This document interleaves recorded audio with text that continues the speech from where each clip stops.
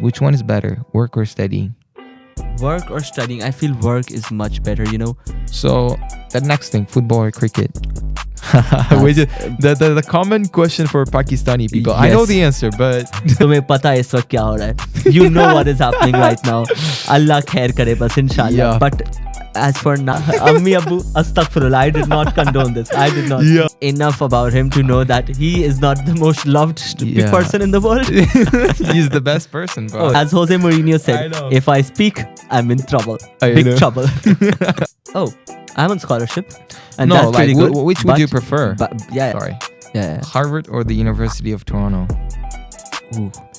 So I feel like I'm studying at Harvard though, It is known as the Harvard of Canada. of Canada. I think the main thing I would have done is I would have studied in Pakistan, Really? Yeah. It didn't give me much, but I could have gone to Princeton as well. Or I think because mainly if not UofT.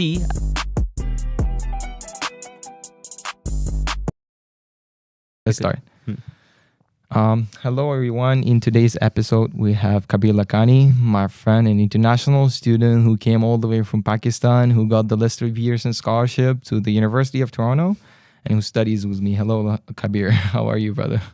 Hello and assalamu alaikum, Abdullah. I am fine. How are you today? Walaikum assalam. Everything is perfect. Yeah, after finals especially. Yes, sir. After finals, the finals week, the whole month has been so stressful, but finally we are free. So yeah, in that case, let's start our today's podcast with you, bro. So I have a couple of questions. Before we start, can you briefly introduce yourself? You have given me a very good introduction, but I'll just reinstate that.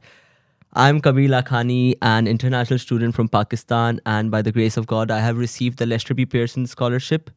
Which is full ride scholarship. It's Many a full students- ride scholarship, Yeah. and only 37 students in the whole world get a chance to receive this scholarship. Yeah, one more question. So I remember applying to Lester B Pearson Scholarship, and I got the rejection email from Lester B Pearson, right? So they were mentioning among 2,700 students, they got only 37. They picked the 37 students. So it's almost 0.56% when I calculate it, if I'm right. So is it really hard to get into that scholarship, to get that scholarship? Well, the statistics show that Yeah, such a that's- critical acceptance rate. So you actually have to put your mind and time, everything you have to commit to writing the scholarship, the answers to the scholarship. So yeah, I would say it's pretty hard. Yeah, I feel you, bro. It's hard. So you got the Lester B Pearson Scholarship. You also applied to universities in the US and other countries, right? So tell me about that. Well, I applied to many universities and in the UK, in Turkey, in the US, and in Canada. In Turkey? Yes. Yo. And I got acceptances in Turkey. I got acceptances, all of them, and a few rejections as well, because Yeah. that's part of life. Yeah, Some that's the wins, part. some losses. But I figured out that the process for UK and the process for United States, these are very two different processes, and the admission requirements are different as well. I found out that the UK admission process is very much straightforward and academic orientated, Yeah. whilst in the US they look at your personality, your character, what you have achieved, how open are you, how curious you are to new experiences, 100%. along with your academics. Yeah, one more thing that I'd like to mention is a day before our meeting, I remember filling out the UCAS platform. You know UCAS? So Yeah. we filled out the UCAS platform with my student. Her name is Samira. So we're filling out the platform, right? So they don't require any essays or anything. You just have to put the data, your name, your phone number, and that's it. But That's there what- must be a personal statement column as well. Yo, in the UCAS. last part, In the yeah, UCAS, in the yes. last section is Yeah. probably, but we didn't finish it though. Yeah. And I really like the idea. Universities in England are really straightforward. They don't ask you to write some supplemental essays for every single university, which is pretty. I don't know. It's pretty good, but But I feel that this makes the process even more difficult. In Yeah. 4,000 characters, the personal statement in the UCAS portal, its maximum characters are 4,000. In 4,000 characters, you have to describe everything you want to tell the admission committee about yourself.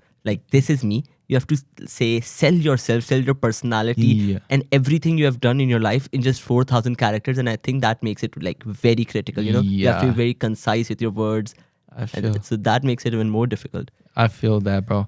And also, like, I feel like the supplemental essays serve as a filter for students, like to filter out to universities, especially like for Ivy League university. Like if you are applying to Ivy League university, you have to write like more supplemental essays. Yeah. I feel like they are doing this in order to filter out students, because every single year, like more than 60,000, maybe like 50,000 students applying to Ivy League universities, right? Yeah, So yeah. I feel like it serves as a filter for universities, like supplemental essay. And also in the common app, the common application, the app, they have this, like in the very end of the application, they ask you if you want to write 600 words extra, like a supplementary essay, that if you have anything else to share, anything Yeah. extra, then you can write it there. You mean the additional information section? Yeah. Okay, I feel you, bro. Okay, let's move on to the questions then. Like we have our audience, especially people who follow my channel, they ask a few questions for you. So now let's start with the first question. So can you explain the different application deadlines and admission rounds for undergraduate programs at the university? Like specifically for the University of Toronto, maybe like the university that you also applied. And after that, after your answer, I would like to clarify one more thing. So yeah. Yeah. See, for the University of Toronto, well, don't arrest me, but I don't know the exact deadlines and dates because it's been a year and I have forgotten. I think nobody knows, bro. Yeah, but I remember that it was around like the application deadline for the university was on the 15th of or 14th or 15th of January. 100%. Yeah. But it really differs with the program. Like if you're choosing the computer science field, so the deadline for that is a bit different from other programs, I guess. Yeah. And when I went to admissions office, admissions office. So I went to admissions office and I once saw the picture. They were like mentioning the dates, right? So they said 15th December is the recommended deadline for students to apply, and the 15th January is the deadline, like the final deadline. So yeah, I feel that. And also I would like to know more about yourself, like what universities particularly you got accepted to, maybe top ranked universities, right? I remember you were talking about Princeton, right? Am I right? I think like it's Ivy League university. Is that correct? But the university that I'm actually very proud of being selected, the King's College London. Wow. Yeah. I got selected in many like Russell Group universities, like US has the Ivy League. UK has Russell Group. I didn't know that. Yeah, so they have the University of Edinburgh. So, I got that. accepted. Yeah, but like the top rank, like the highest ranked university that I got accepted into was Imperial College London in the biochemistry course program. But I've got rejected from the University of Oxford, and that was like, and in retrospect, I think I could have done better because I gave the BMAT because the University of Oxford has like a very critical process. You first have to give a BMAT because for biomedical courses. Oh, okay. Is that the test? Yeah, it's a test for like it's an aptitude test. So BMAT is biomedical aptitude test. PAT, PAT is the physics aptitude test. Similarly, there are different tests. I gave the BMAT. I passed that. My personal statement was selected, and then I got into 3 interviews. It was on Monday, Tuesday, and Wednesday, and I failed the interview process, bro. Oh my God, brother. That's an achievement. Honestly, like Edinburgh University, bro, it's the top 50 university in the world. And then the King's College, bro, like how? Explain it to me. Like, I think we as an Uzbek, like in Uzbekistan, we study 11 years at school, right? So we don't complete 13 years of school. So I feel like I remember one guy asking me, like he applied to universities in England from UCAS, and he got immediately rejected because he couldn't fulfill the requirements. And they require you either like submit A level or IB diploma, or either you have to study 13 years at school. I had A levels, so like I think that gave me an advantage as well. Okay, bro, I feel you, bro. In that case, it's okay. So King's College, Edinburgh, and what else? King's College, Edinburgh University of Edinburgh, Imperial College, London. Imperial College, God damn it. And What's the fourth? Why am I forgetting the fourth? I'm just joking. It's University College London. Damn. So you applied through UCAS. UCAS. I applied in 5 Damn. and I got selected in 4, and Oh my Oxford, God. bro. Oxford rejected me. Bro, Oxford, bro, come on. It's the first. It's the first, yeah. It's the first, right? Yeah, Or yeah. I think it's the number one university is Massachusetts, and after that it comes Oxford. I think, yeah, MIT and Oxford are just trading places 1 and 2. 100%, bro. Upper than everyone. Oh my God. In their another league, bro. One more question. So, how did you get the urge, like the motivation to apply to like top universities? Like, especially my students, like, I have more than 120 students. So they're like, so afraid to apply to those universities because like people in admissions office, they straightly reject people who apply to like, I know some people who got accepted, but they have like pretty good background, like they have pretty good SAT scores and other stuff. So it's pretty hard for us, for Uzbeks, to get into top universities. Yeah, and that's pretty good achievement, bro. And how about US? What colleges you got accepted to in the US? US were many colleges, but like as I said, as you said, in fact, Princeton, that was one a good achievement. Princeton universities, guys. It's not a game, guys. Like Princeton. And it was John Hopkins as well, and then the other universities were a bit. I wouldn't want to degrade them especially on YouTube, but like these were the highest ranked universities. How about others? Like maybe the lower parts. I'll be honest with you. Okay, well, I wasn't focusing on the lower ones. I was applying to the lower ones to just get up, like increase the amount of it's the safety schools and increase the amount of universities I got accepted into. So they were I feel that, bro. That's the getting them on my boxing record. I feel that, bro. That's the same thing that we experience in Uzbekistan, but we have the same like approach in Uzbekistan. So people do that same. It's a good approach. Yeah, it's a good approach, bro. Let me tell you one thing about my life. So I applied to 81 universities, okay, bro. But I didn't apply. Honestly, bro, I'm so sorry for that, but I didn't apply. I couldn't, handle that, like the university application for the Ivy League universities. Okay. Because I didn't have A levels. I didn't have pretty good SAT score and other stuff. Also, one more question. Oh, I think it's it's in our file, so we'll talk about it later. And like John Hopkins, Princeton, and anything else? In Canada, I applied to a few universities. I got into University of Toronto. I mean, I'm sitting here. Yeah. And then I applied to McMaster. I got into McMaster as well. Ooh, okay. Yeah. So, how about UBC? Did you apply to UBC? No, I didn't apply to UBC because I knew I wanted to do either biochemistry or neuroscience.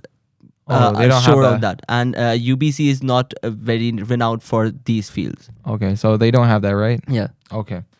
What about other countries? Like I remember filling out the application to, the Turkey Burslar Scholarship. They have like full ride scholarship as well. Okay. So I got one friend who studies there, whose name is Abdurrahman. He's a part of our team, in podcast. So he edits videos, and he said he's currently studying there. So he says the life is pretty good. Nice. There in Turkey. And how about you, bro? Like which universities you got accepted? For Turkey, it was like they came to our school, the people, the ambassadors for the Turkish universities, and they made us fill out like a few applications, and we sent a few documents, but and I submitted the documents. So it was like I applied into many universities at the same time, and I got into 3 or 4 universities. Some of which I'm very sorry, I do not know how to pronounce. But one of them was Iskiye University or Isekiye University. But until that time, I had already got into the University of Toronto. I knew I wanted to come here. Really? So, yeah. So I did not pay attention to any else universities. Did you receive the scholarship at that time when you decided to go to University of Toronto, or was that aftermath, after that? I got the acceptance on the 14th of February 2023 from the University of Toronto. And the Lester B Pearson Scholarship, the result was released around April, the end of April. Yeah, it was. Yeah. So I got to know then that I've been selected. But I still knew that somehow or the other, my heart was I want to go to UofT, UofT. 100%. I feel that, bro. I saw the videos on YouTube. I Ooh. used to search up day in a life of University of Toronto student, day in a life of a Canadian undergrad student. I was like, I want to be there. One more thing. So we got only one person who's like doing vlogging stuff, right, in YouTube. I guess I don't know his name. He studies at Rotman College. Okay. You know that guy? No, I don't know him, but I do know that Rotman is very difficult, bro. Yeah, it's so pretty if he has time to vlog as well, he must be like a He's mutant crazy. or something. He's Forgive me, bro, if you're watching. It's crazy, brother. He's crazy. I feel that. And what else? So when did you pay the deposit for the university? I didn't have to. Really? Yep, I got the scholarship. Yo, what? You don't pay the deposit. The $1,000 one? Yeah. Oh, sorry. I thought you were talking about the fees. No. The deposit. I paid it like After you got accepted, no. or just After I got accepted, before I got the scholarship, I paid for the before deposit. you got the Yeah, God, yeah. bro, that was a risky thing. Why did you do it? And like somewhere in my You heart of felt hearts, that. I wanted to come here. Ooh, God okay. works miracles, Yeah, mashallah, brother, mashallah. Yes. So, let's talk about your background a bit. Like, which school did you study? Which school did you graduate? Like, was that a private school or public school? And tell me the name, like the what we say, the quality of education there. Like, In Pakistan, I did like from grade 6 till graduation till my A2.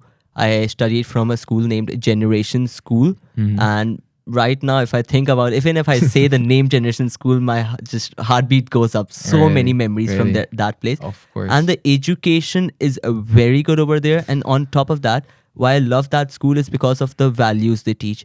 They have like proper, Islamic values integrated into Wow. everyday life. I We used like to that, start bro. our day with a recitation of a verse. Wow, Firstly, mashallah, brother. Like in assembly, we had before the announcement, before anything, we had a national anthem and we had a recitation of a verse, of a Quranic verse. Subhanallah. Yep. So like these values have been integrated into me for such a long time that I feel like I know that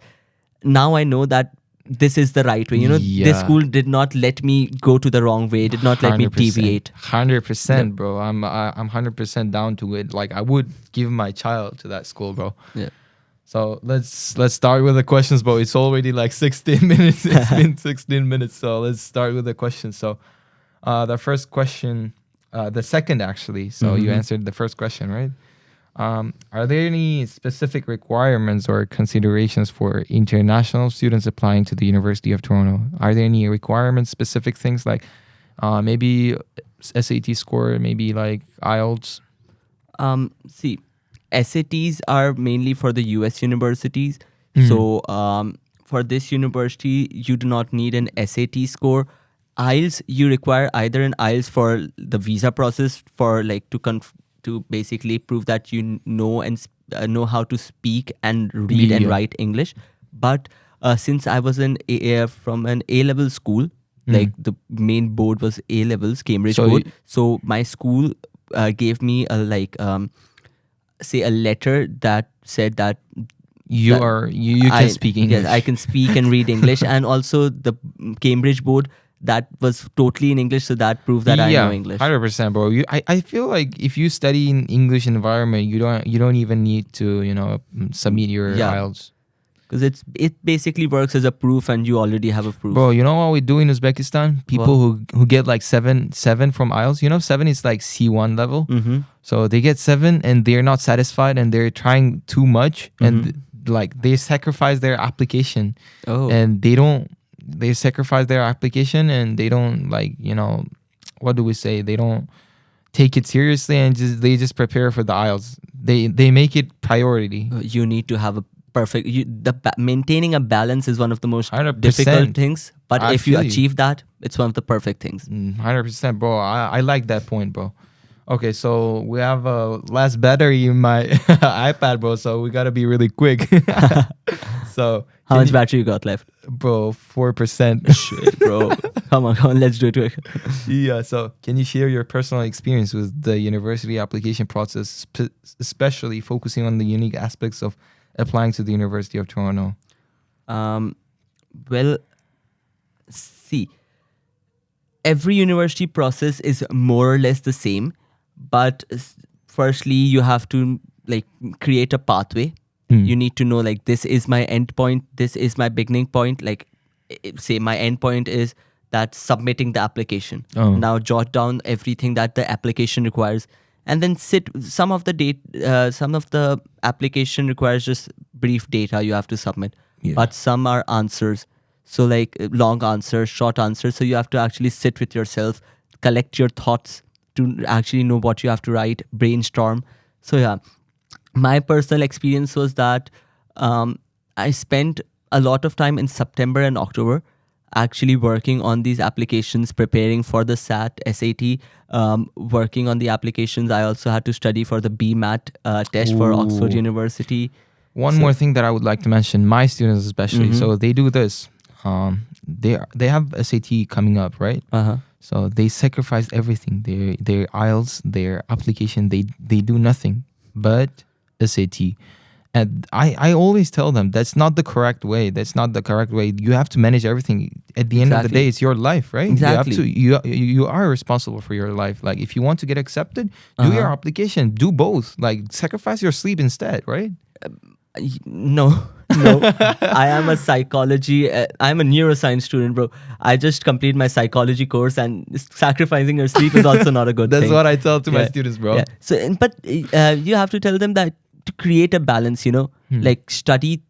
Do not study for 4 to 8 hours in a single day. Study 30 minutes to 1 hour of just SAT, and then the rest of the day your IELTS, your application, your school studies, everything. If you just be consistent, like this much amount of time every single day without fail, I have to allot to this thing and this much time to this thing. Say SAT and say studies. So you can actually maintain it. You can maintain a schedule and stick to it. I feel like that's the only correct way to to figure out to your way to the Ivy League universities. Yeah.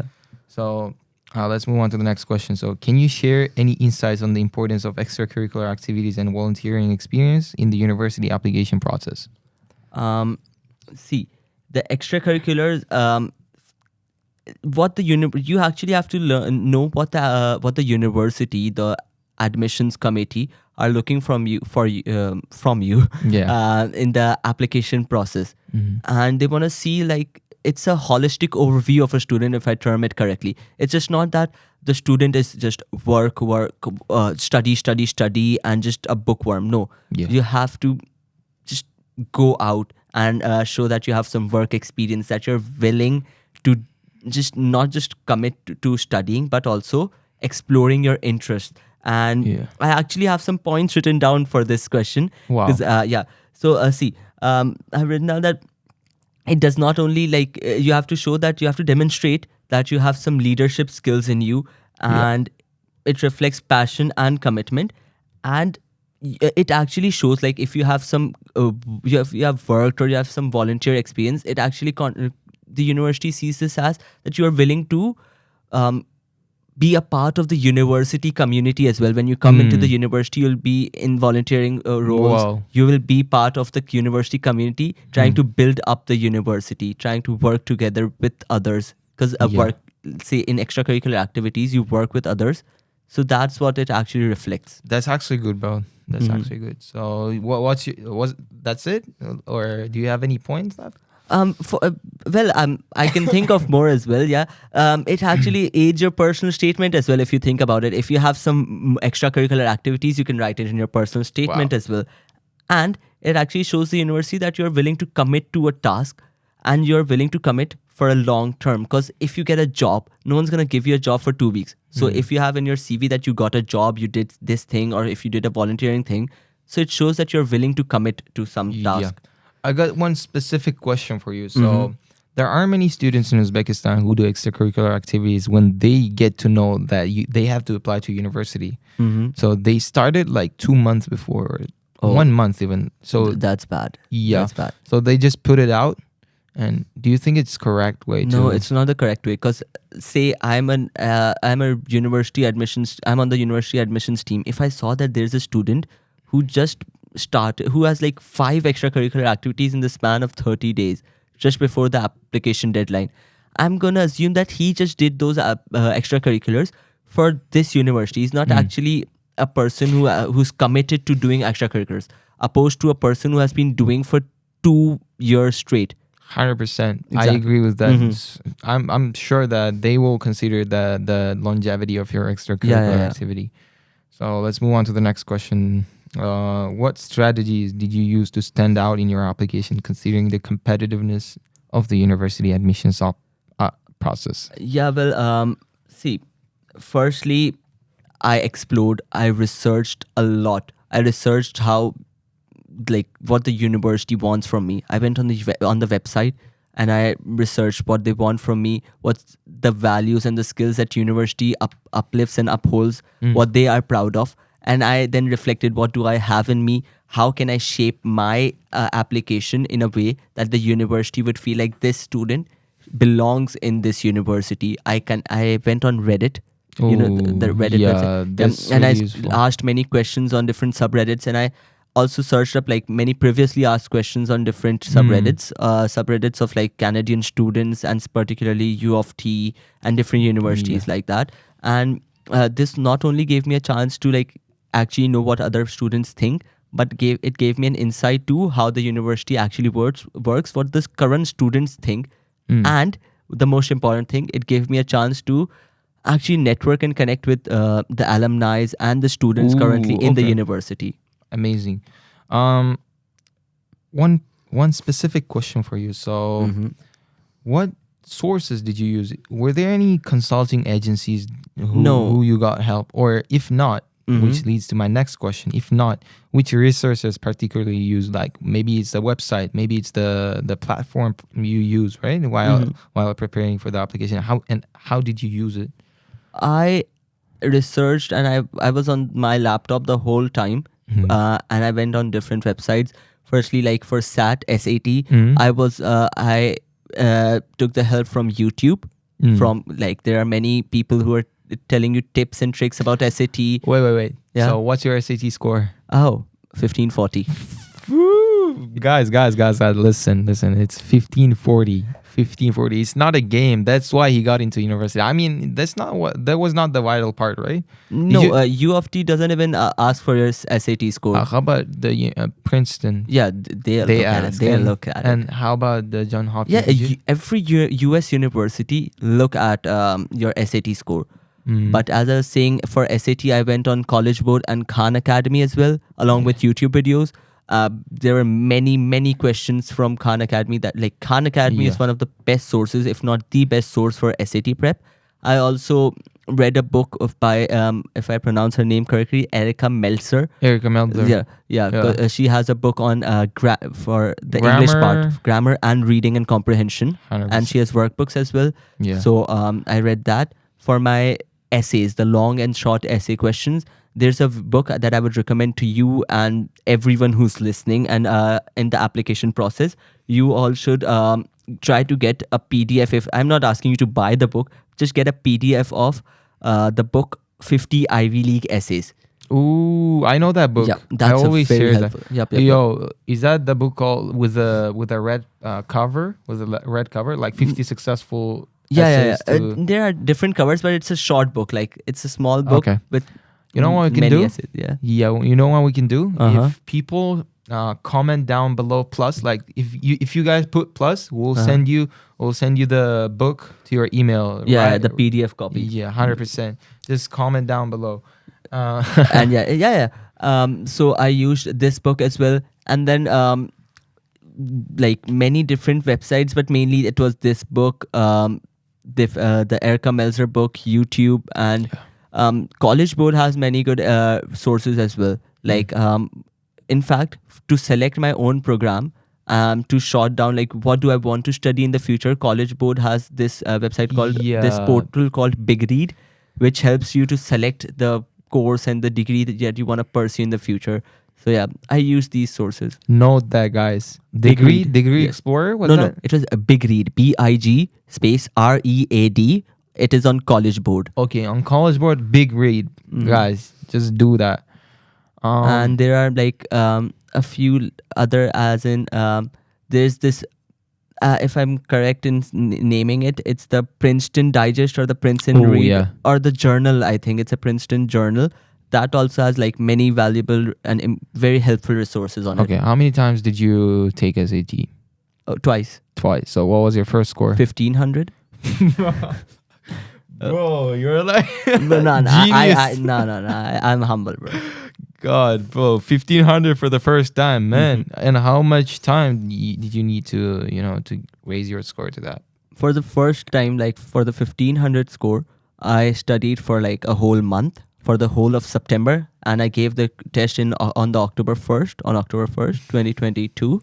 And then on 3rd of December, I gave my second test and I studied for like 7 days. But because I had like preparation before, so 7 days wasn't a lot of time. It was a lot of time and I was already prepared. Brother, I would tell you one thing. So people in Uzbekistan, they spend their lives preparing for SAT. So the average like time, the longevity to prepare for the SAT, it's like 1 year. Oh. And people get 1200, 1300. Me personally, I got the lower score like compared to yours, right? But it's not that low. So what's the like?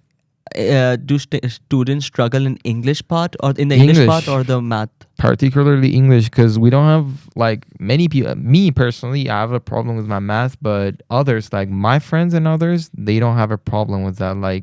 But the only problem is their English part, like reading especially. It's the hardest part. For that, I would just suggest that just watch English movies. It's entertaining as well. And at the same time, like you're not just entertaining yourself, but teaching yourself. You learn how to speak. And in your brain, like if you just read the sentence in your brain, it will sound, the wrong answer will sound wrong.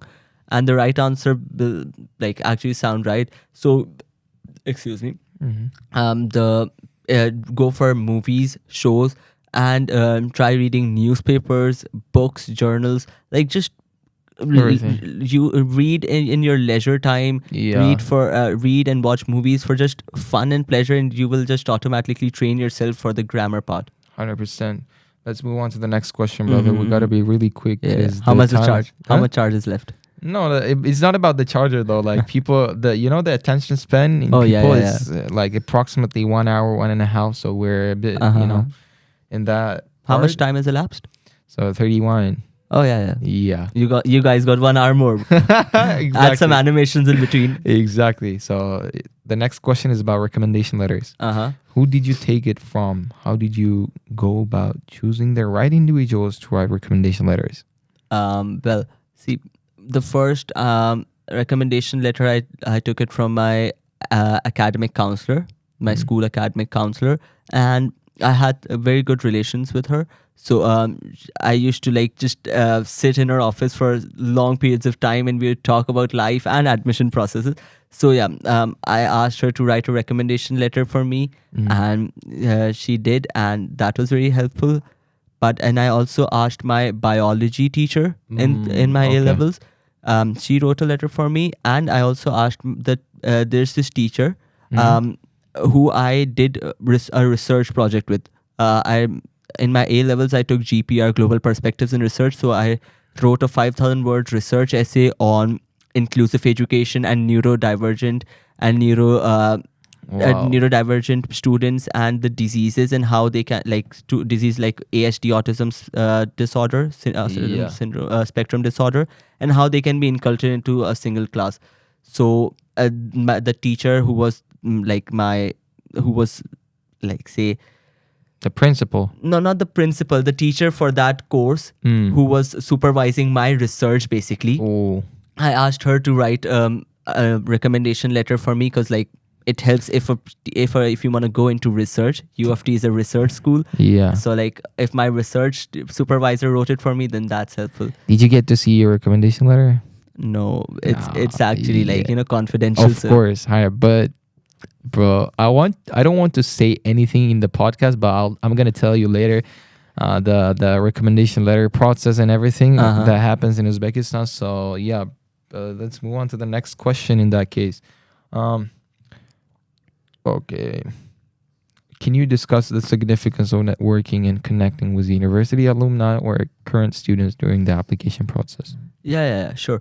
I mentioned a while back as well in one of the last questions that it helped me, like I went on to Reddit and it helped me connect with a lot of alumni while my application process.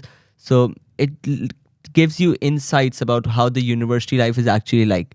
And it tell like the students can give you an insight and tell you like different things that are going on in the university, so you actually feel that you're part of the university, and it Yeah. helps the application process. And it can also reflect in your essay. So if a university, if an academic, if an admissions if the admissions team read your essay, they can also feel that you have researched enough about the university. Along with that, if like it can help you in the long run as well. Once you're part of the university, if you have already made friends, if you have already connected and networked with the students in the university, they become your friends, and then the settling in period, that becomes much easier, much Yeah. smoother transition into university if you already have friends. 100%. Let's move on to the next part, which is the questions about the Lester B Pearson Scholarship, right? So the first question is, how have you heard about the Lester B Pearson Scholarship? See, firstly, I heard it from my counselor, and she just planted the seed inside of me that Kabeer, there's this scholarship, and it accepts only, like, it has an acceptance rate of like 0.5. Yeah. And if you get into it, it will be free education for the whole 4 years, for the whole degree. So I was like, if I want to do anything, I want to get this scholarship. Yeah, but why particularly you? I know that the university requires you, like particularly the scholarship requires you to nominate only one person from the school. But what do you think that you got nominated for that scholarship? I feel that I had been into many. Firstly, I had expressed my strong dream and desire to study international to my counselor. Yeah. So she knew. I told her to help me in every way or any way possible. If you get to know any opportunities, please do tell me. Also, I was part of many extracurricular activities. I participated in many like exchange camps. So which we'll be talking about like later on. Yeah. Sure. So that way my counselor already knew that the student is like, he's an ambitious student and he wants to rise. So she recommended it to me. She recommended me as the scholar because I had already told her that I want to be. And what did she say when you got the scholarship? She was extremely happy. I feel that. Exactly. My whole school, every single teacher of mine, we were extremely happy. That's and there's amazing. this like sweet, one of the most the traditional sweet in Pakistan is called mithai. And so as soon as I got the scholarship, all those schools, like my summer vacations had started. Yeah. I went to the school and I just Wow. distributed mithai to every single teacher, I get staff, everyone. I get goosebumps when I hear that, bro. Yeah, I didn't get that chance. Hopefully, my students will get that chance. Inshallah. Inshallah, brother. So we'll get to see some Uzbek guys getting that scholarship, right? Yep. Guys, we're waiting for you. So apply as soon as possible. Okay, so how has the Lester B Pearson Scholarship impacted your academic journey and overall experience at the University of Toronto? If when you get the Lester B Pearson Scholarship, you're assigned 2 mentors from the second year who are also Lester B Pearson scholars. Oh. So you get a chance to network with them, and they are very, very friendly and very helpful people. Wow. So not only do they smoothen the transition into the university, but they also help you with like academics, not sit with you and explain you stuff. Yeah. But I think they're such nice people that they might if I ask them. But they also like tell you about the process and different opportunities that might come about, and how they experience their settling in period into the first year, and how to go about settling into the university life and academics. I feel like I need that help right now. Bro, just ask me, bro. I'm there for you. Yes, sir. Thank you, brother. Okay, we're moving on to the next question. So we gotta be like, we're answering really quick. I hope you guys understand everything. Like, it's in English, and yeah, probably, bro. I feel like many people, many international students specifically, they will search up on Google, especially on YouTube. They will get our video and probably comment down, right? Yeah. So don't forget about it. Okay, what inspired you to apply for the Lester B Pearson Scholarship, and how did you feel when you learned you had been awarded the scholarship? Well, what inspired me? What inspired me was the fact that if I got the scholarship, it would have been 4 years free education, 100%. everything free. Even the tickets. No, the tickets you have to pay for yourself. So yeah. I thought it's. But compared to the price of the university, the tickets are like negligible. So yeah. But so that inspired me. I don't think we need course. any other inspiration. 100%. Yeah. That's the only inspiration you got. Yeah. And how did I feel when I learned that I had been awarded it? Well, in fact, I had my biology final exam for like my A levels was on the 3rd of May, 2023, and I got to know about the scholarship on the 16th of April. Ooh. So and I didn't study for 2 days. I was so excited. Really? I was just celebrating, Yeah. and then I told you I went over to the school and Yeah. gave them the sweets, the traditional sweets, mithai. So yeah, That's what I want, bro. inshallah, one of your Inshallah, students, brother. bro. Inshallah, brother. We'll get to that point hopefully. So let's move on to the next question, which is Uh-huh. like, which expenses are covered by Lester B Pearson Scholarship? Maybe your tickets, your room, your food. Well, I just told you the tickets. We have to pay the tickets by ourselves. Mm-hmm. But as for the food, it's free.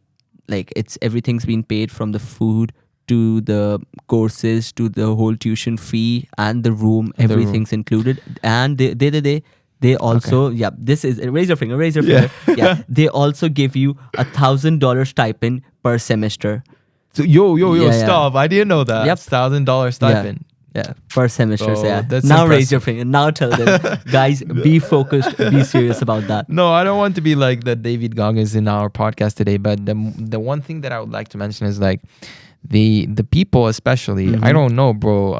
Maybe you feel different, but the thing is, you guys have the specific attention from the school, so you guys get the best rooms, right? So you have No. Listen, I Have you been to my room? yeah. Come on then. I'm Come just on. kidding, bro. Okay, so in general, so we live in townhouse, right? I got 6 housemates. So I live with my roommate, Ali. His name is Ali. Shout out to Ali if you're watching this, bro. So I got my roommate, right? So you live alone, bro. You got the whole room for yourself. You Bro. that Come on, should be come on. different, bro. No, but 700 other students live with me in harmony, and Yeah. there are only 6 to 8. There are 8 Lester B Pearson scholars. So 8 upon 770 is like 0.005. 100%. I mean, like, So I don't think Seven. there's a special treatment. The only thing that I feel that really helped me is, apart from like the scholarship which pays everything, is that getting the 2 mentors. And being the mentors I told you in the second year students the Lester B Pearson students in the Yeah. second year, they become our mentors, and they help us in the transition period. how do they help you? Like, was the education or No, with the no, system? no. What? No, I just told you, bro. They help us settle in. They tell us about the university life and different opportunities and avenues that might come up. And also the Lester B Pearson scholars, we are connected as a cohort. So I just had a few friends before even coming to the university. So the transition period was much more smoother Yeah, than that should be.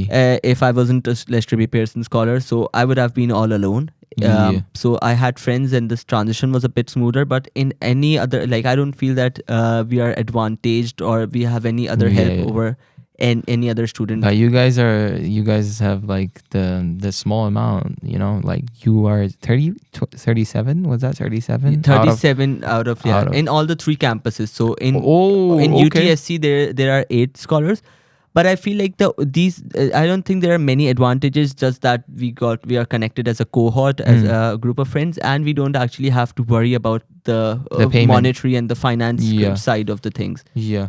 And so let me open up my iPad. So the next question is, what advice would you give to students who would want to apply to this scholarship in the future?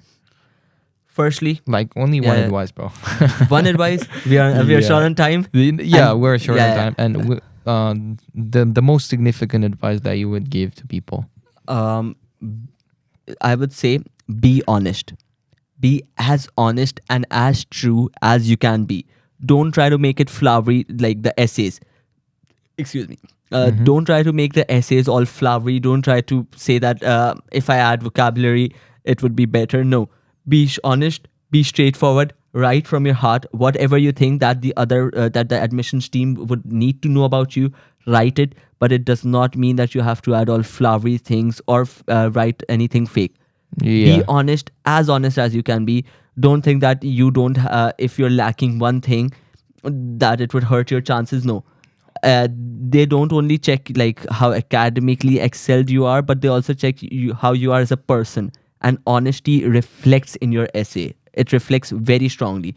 So if the admissions team, who are so experienced for like 30-40 years reading just essays and checking, that's their whole job. So Yeah. if you're honest, it will be reflected in the essay, and that would give you that's the best advice I can give you guys. Yeah. So let's move on to the next part, which is choosing a major. What are your future goals and aspirations? It's a general question. Yeah. Phil, for choosing a major, like how did I choose a major? Probably. Yeah. So how did I choose a major? Or how I would recommend you guys to choose if you're conflicted in choosing a major, I would tell the viewers that think ahead, like 50, not 50, like say 5 or 10 or even 15 or 20 years down the line. If you look at yourself, like say, I told myself, what should Kabeer Lakhani be known for after 20 years? What should he be doing? And I just thought, and I sat and thought, and I realized that I want to make an impact in the field of neuroscience. And that's how I knew that this is the path for me. So that's how, like, if you want to make a significant impact or look at yourself like 20 years down the line, be working somewhere, even if you want to explore the world, like say, and you think that, oh, which job will help me explore the world? There are many. You can go into ecology or even microbiology and get a 100%. chance to explore the world, different microbiomes in every part, every corner of the world. You can study geology as well. So there are many avenues. Agree. Just sit with yourself and think about Reflect, it. Yep. right? Yep. Okay, so what like I want to know more about your major. Like, what do you guys learn in your program, like in neuroscience particularly? Well, I haven't. I plan to take up neuroscience, the specialist neuroscience, and I want to go into the cellular side of Ooh, things in yeah. neuroscience. But that's all in the I'll get a chance to select that in the end of my first year and the beginning of my second year. Yeah. So that's a long while away, but a whole semester away. But as of now, in the first year, in the first 2 semesters, we learn the basic life science modules, like the basic courses: This- biology, chemistry, calculus, and psychology. So right now, everyone's studying almost the same thing. Yeah. And in future, everyone will divide into different streams, different programs, Yeah. and there will be divisions and divisions. For sure. For high school students who may be unsure about their career path, what advice do you have for? No, it's the same question. No, let's move on to the next one. Okay. Lastly, what would be your top 3 pieces of advice for high school students as they navigate the university application process? Start. The first thing that I would like to mention, the thing that I always tell my students is like be organized. Always, like definitely. I always urge them. I force them to create a Google document, and then to save all the essays there, like specific folders and stuff, so that it's like really organized and they got every question covered. Oh, definitely. And not only organized with like your documents and essays, but also organized with your time. You have to start early and you have to be organized. Set a deadline for you, and then not only Google Docs, but also the Google Calendar, and set a deadline for yourself. On this day, I have to be done with this. On this day, I have to be done with this. So you work with deadlines. That's the best way I feel that I can be organized. 100%. So you asked for 3 advices. I would say start early and stay organized, and not only organized in how you place your document and files, but also organized with your time. Secondly, whilst writing the essay, be authentic. Stay true to yourself. Yeah. Be honest, as I said earlier. That's what I say. And lastly, don't shy away from advice and and feedback and guidance From other people. Yep. Show your essay to other people and let them critique it as much as they Yeah. want to, and be open to criticism, to constructive criticism. Don't be like, how dare you criticize my work, and don't, because that's the perspective that the other person will be looking from. A person who does not know your background, who is understanding what you are as a person and your academic goals in just say 400 to 600 words. Yeah. So yeah, take advice from people. What was the question? I forgot. Sorry. No Okay, worries. so the question was about, okay, so what's the optimal time, maybe months? How much months does the average student need to get into top universities, just like you? I started planning in the beginning of my A levels. So A levels is 2 years. So I think I planned. I did not start Yo. writing or apply. I didn't apply for 2 years, but I started going into extracurricular activities since like my O levels. Like so, since the beginning of your high school, actually start planning. Set your goal. Have a dream. Or set your goals that I want to be here in 4 years time. Inshallah, I want to be in this Inshallah. university. Say is University X, and work your way towards University X, but also keep safety universities with you. But work towards that university. What does that university require from you? Work like even if you do extracurriculars. Say if you want to take biology course, biology as a degree. So every extracurricular activity you do, make sure that it aligns with either biology or either with research. Yeah. Yep. Okay, so we're moving on to the personal questions part, which is really interesting part. Okay. Okay, so personal questions. So Yep. we talked about your SAT score. We talked about your IELTS. Let's talk about your extracurricular activities. Like how many? Like describe 3 extracurricular activities that you mentioned in your application and which you are proud of. See, the most proud I am of is of my international camp that I went. My international camps, there were multiple, but the first one that I went into was it was held in Sri Lanka. So I would say that's on the top. Move. Secondly, and I would like to list, and I would like my list to be as diverse as it can be. So the second one I would say was a STEM camp. STEM, science, technology. Was that international? No, it was not international. The camp is international. It's an international it was camp. held in Pakistan. It was held in Pakistan. Yeah. And one of the most like renowned universities. It is NUST, National University of Science and Technology. And so over there we made like we actually designed automobiles, and we actually designed an RC, remote control plane. So yeah, I went into that as well. And thirdly, I'm extremely proud of my community service as a assistant to the doctor at NICH. NICH is National Institute of it's a National Institute of Children's Hospital, and it's a free government hospital in Karachi, my city, and it's a free hospital for children. Wow. And any treatment, everything. It's free over there. So I was an assistant to the doctor over there. So yeah, that's one of my proudest moments. Amazing. So let's move on to the next question. But what is the next question? What honors did you mention in your application? In terms of honors, I got a few honors like certificates and awards. One of them was a national honors award, and another was a district meritorious award for being like a high achiever, for getting high grades. I got a meritorious and an honors award. Was that from your school? No, it was from a different university, which gives out honors awards to high achieving students in their A levels and different boards in Pakistan. So I was one of the students who got this award. Yeah, I feel you, bro. So we're done with honors. Let's move on to the next question, which is your personal statement. What was your personal statement about? Oh, we're doing ASMR right now, are we? Okay, so my personal statement, it was about like my personal statement for the UK universities was very different from the Yeah, Canadian. really? Yeah. Because in the UK universities, you actually have to show The achievements. the achievements, everything, like not more than the achievements, in fact, because I have it written down as well. Wow. um Read it out. yeah, bro. yeah. Not my own essay, but like I have the pointers with me, because my own essay Sure. is another laptop, which I told you it got my laptop was like, Got stolen? no, it didn't got stolen, it just malfunctioned when I came Oh, here. fine, bro. Yeah, I feel you. and so repairing that is very expensive, so I just bought a new laptop. Guys, we're in Canada. Yeah.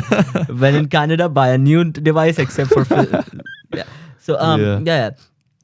So you have, for the UK personal statements, you actually have to be very clear and concise and focus on your academic achievements. Mm. You know, like it has to be strictly academic. Oh. So start with an introduction, and in the first paragraph, write a clear motive that what do you want to do, how you want to do. I remember using the statement, I have a resolute desire to study biochemistry in the future, and like you can use like heavy words here, like good vocabulary, you For can use sure. it here. And so like express your motive in the very first paragraph, and as you go down the paragraphs, like further on in the personal statement, you have to write your you have to show your skills and qualities, like mention your skills and qualities, write down where you got those skills and qualities from and how you implemented them into different aspects.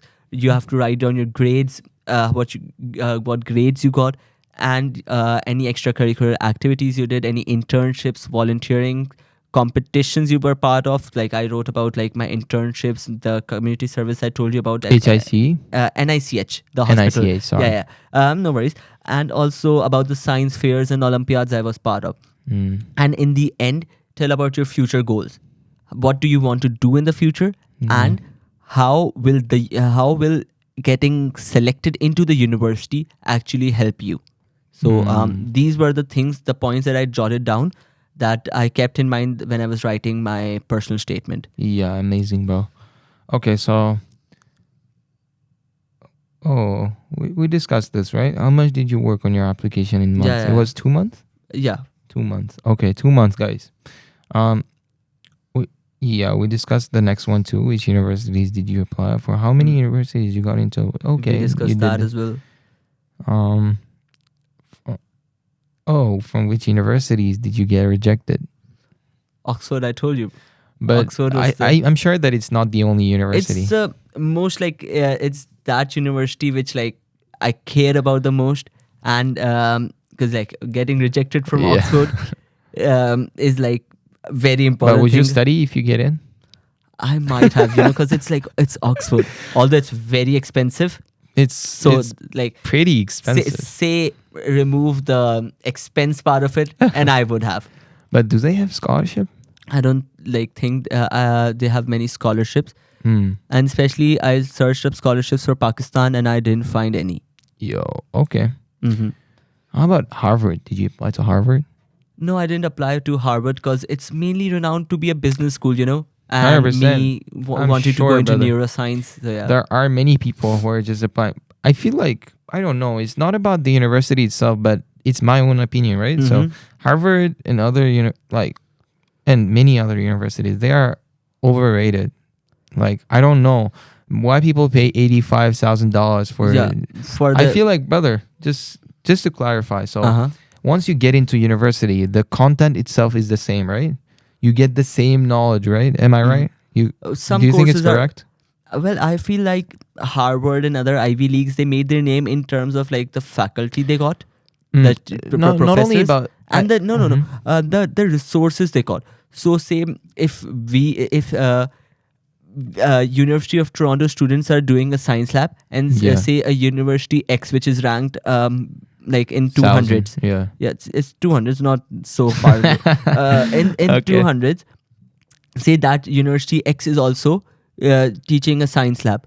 So the difference of facilities available, 100%. the TAs, and the professors over there, compared to the professors over here, they might be different. Brother, I'm telling you, I got the microeconomics course. Jack Parkinson. Oh, bro. I don't want to tell anything, but it's really hard.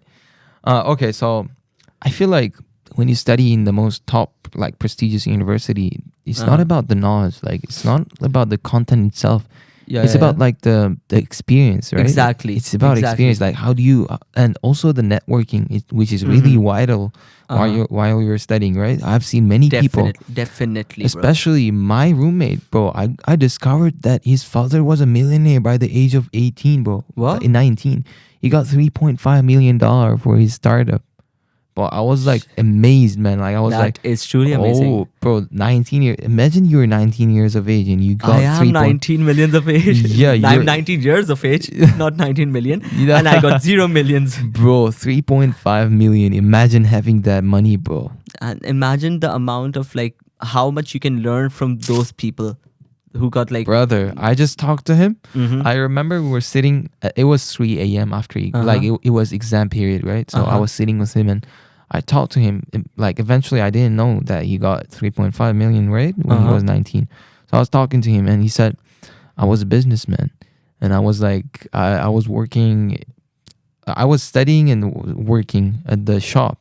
And he explained everything, like he did a startup, right? So he got the investment for his startup, $3.5 million, bro. Like, bro, I can't imagine having that money in my 19th, bro. It's really hard, honestly. But in Canada, especially, like With the amount of taxation the amount of taxation, bro. I'm gonna be honest with you. So I went to Mississauga with my friend to just search for a job, just for the experience. And I like the idea of getting rejected, right? So I want to prove people that I mean, Yeah. So I just took few videos, like, you know, I entered Starbucks just to prove myself in the future. You know what I mean? I entered Starbucks, I entered Tim Hortons, I asked for a job. They said we don't have a job currently. So I was like I was a bit disappointed, but at the same time, I was really motivated, bro, because I need to get the money, like 3.5 million. It's really huge amount, bro. Especially when you were 19, brother. Hopefully, inshallah, next year, by the next year. Someone rich is watching this podcast. Buy us out, bro. Buy us out. Regular videos, day and night. 8 videos a day. Brother, I'm telling you, inshallah, by the next year, we're getting the money. Yeah. Hopefully. So yeah, let's go to the hook questions for the introduction of our video. Like, we will post it on our Instagram page, and which will attract people specifically. Yeah, sure. So the first question is, which one is better, work or studying? Work or studying? I feel work is much better, because it actually puts you into real life situations. You feel me, right? You brother, feel me. I feel you. Because you actually are in the real life situations Yeah. where you work, like you not only learn, but you actually implement those the skills. knowledge. That's the vital part, especially like when you search for a job in Canada, especially in US. Like, they always ask experience, right? It's all about experience. They don't care. I thought, like, before coming, I thought if I study at the University of Toronto, I go to any place, and they would say, University of Toronto student, come through, come through, 100%. with open arms and open doors. 100%. So I was like expecting much, but the thing is, the harsh reality kicked in, and when I went to the shop, I asked for a job with a UofT merchandise, right? So they saw my the t-shirt, and then they didn't do anything. They didn't give me a job, bro. That's which is really it's changed. Yeah, it's changed. It's all about. I feel like you have to combine like studies and your work, which is really important. You have to work, actually. So the next thing, football or cricket? Which is the common question for Pakistani people. Yes. I know the answer, but let's see. What do you know? I feel like it's cricket. See, cricket is like, it's in my blood, it goes through my arteries and veins and capillaries. But the current status of Pakistan cricket right now, if any Pakistani is watching, तुम्हें पता है इस वक्त क्या हो रहा है. You know what is happening right now.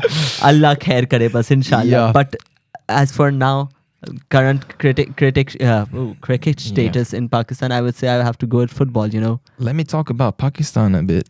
So I'm currently learning Urdu, right? Okay. So you guys teaching me, right? So I know a few phrases. Go on. Should I? Yeah. Okay, so listen up. The first phrase, Benchot, which is like Oh, you don't say. You have to mute. We I have know. to mute it. My parents might be watching. Oh, okay. So to that, Ammi Abu, astaghfirullah. I did not condone this. I did not. Yeah. I did not teach it to him. Yeah, 100%. So I know kya hal hai, which Kya is hal like, hai, haan. how are you? And you say if I sab ask- changa tu siya? That's suna. Punjabi. Sab changa tu suna. But Tu in suna. Urdu, we say, मैं ठीक आप कैसे? मैं ठीक, आप मैं कैसे? ठीक ठाक. Yeah, my name hai Abdullah hai. Mhm. My name is Abdullah. Yeah. So you guys are. That was his attempt for Mera naam Abdullah hai. Just to be clear. Oh yeah, sorry for that, bro. I forgot. I'm learning Spanish too. Okay.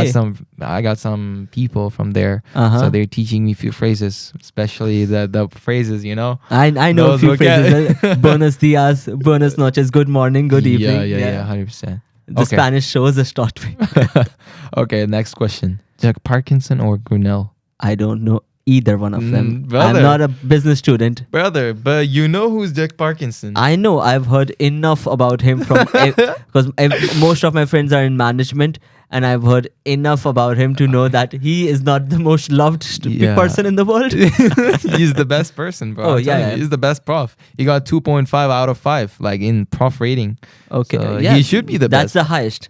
That's definitely the highest. Not the person who got 4.9 out of 5, but the guy who got 2.5. Your professor actually got 4.9, right? Which one? Your biology professor. I think so. We had 3 biology professors, Yeah. and I think one of them got 4.9. Yeah. Yeah. Brother, tell me that you love Grinnell.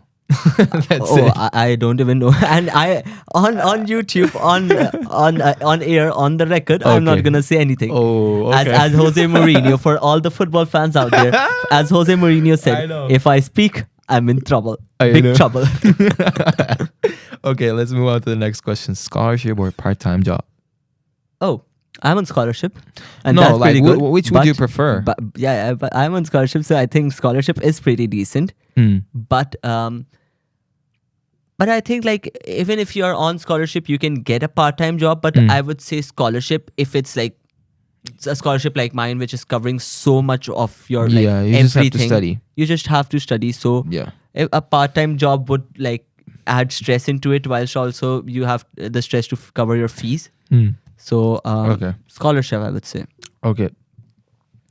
Oh my god. Okay. Sorry. Yeah. Harvard or the University of Toronto? Ooh. See, I have to stay true to myself. I have to stay true to the ground where I am sitting in. University of Toronto till I die. Yes, sir. Not really. Take that, bro.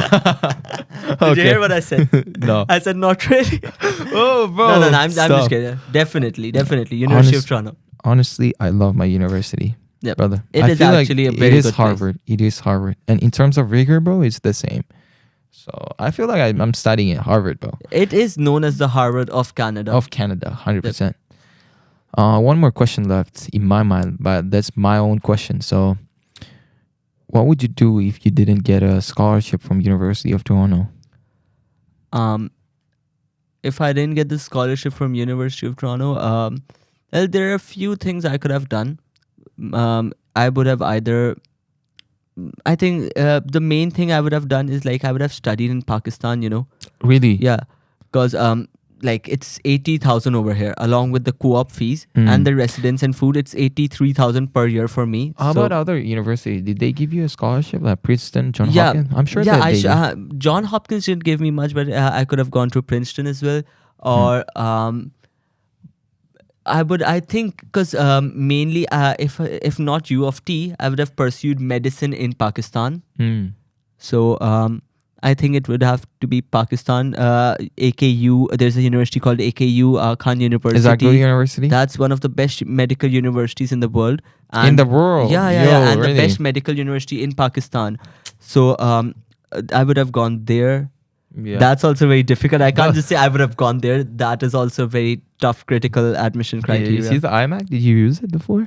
I've used it once or twice. Really? Uh-huh. That's my first time using it, brother. How does it look?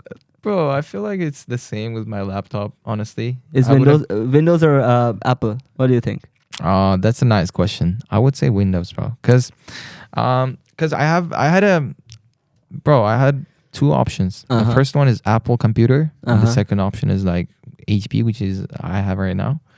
So they were both the same price, but I decided to choose Windows because I've been using Windows since like my childhood, brother. Same. So I know everything, and you can just download anything anytime. You don't have to pay extra money for Oh yeah, anything. it's such a That's- complicated that's- process, and yeah. I don't like the screen, bro. Look Like- at this, bro. Like, I mean, I don't want to judge people who use MacBook, bro. But honestly, in my opinion, I don't know. Maybe Yeah. in the future, but not now. Yep. Yeah, but I Windows like is- this. But I like this Oh, thing. the Yeah, iPads, the they are- iPad is they are so good. useful. But I would say like still Windows laptop over iPad, Windows over Mac. Yeah. So we reached the end of our podcast, and Uh-huh. also I would like to talk more about yourself. Like, do you have anything to talk about yourself? Maybe like something interesting to share with our audience. Well, I made a very good friend when I came here. He's sitting opposite me, and he is a very interesting person. So I would like to share Yes, sir. Abdullah. Okay. So how's your studies actually? Like how it's been? It's been good. I know I made a few mistakes this semester, in terms of like studying late, or in terms of submitting assignments. But I came through in the end. Like I prepared, and I just prepared and studied rigorously in the end. But I know like I didn't get a chance to meet professors and make as many friends as I wanted to. So next semester, inshallah, will be much better. But this semester, it hasn't been particularly No, bad. it's I your got my chemistry results recently. 3.75, Yep, guys. I told him. 3.75. That's bro. I don't know. That's really good. That's a good result. A A minus, a respectable minus. GPA. I'm hoping for He's much smart. better results next. He's next smart. Come on, I like to stay humble. Bro, you got It's just few- hard work. It's You- hard work, bro. 100%. But you Hard got, work and belief in Allah. Inshallah, brother. Inshallah, we'll get to that point, brother. You too. It's our first semester. Like it's Uh-huh. our first year. Uh-huh. I feel like, bro, as a person who was born and raised in Uzbekistan, who studied in the public school, which is like the local system, right? We don't study A levels, we don't do IBs, right? Nothing at all. But the thing is, as a person, as a student, especially you guys, you're watching me. Like I'm a student from Uzbekistan, right? So I feel like it's really hard for students to survive who studied in public school, who didn't do like A levels or IB diplomas, because it's really like, you get angry when people say after the finals, especially when you talk to people and they say, bro, you know what? It was pretty good. It was pretty good. And you failed your finals almost. Oh, And then it's I know. really, I get it. it's really sad. And whenever you ask them, they say, I took a course in my high school. I took a microeconomics course in my high school. That's why it's easy. They got like 100% from midterms, bro. Which is really impossible, honestly. Yeah, like yeah. I met one friend who's from India. You know Oh, Jay? I know who So, you're talking yeah, about. He got 100. He got 100%. I know a few people who got 96 as well. I was shocked, man. I was shocked. Honestly, I didn't expect people getting 100% because professors, I told you, brother, I know. Jack Parkinson. JP, right? Yeah. Yep. Pretty tough professor. He's really good. Yeah, it's our first semester. You will be fine, inshallah. brother. Inshallah, we'll settle in, I'm adopting the system, brother. So I'm currently, in the stage of where like I discover everything. I learn. I do whatever the strategies, how to study for the exam.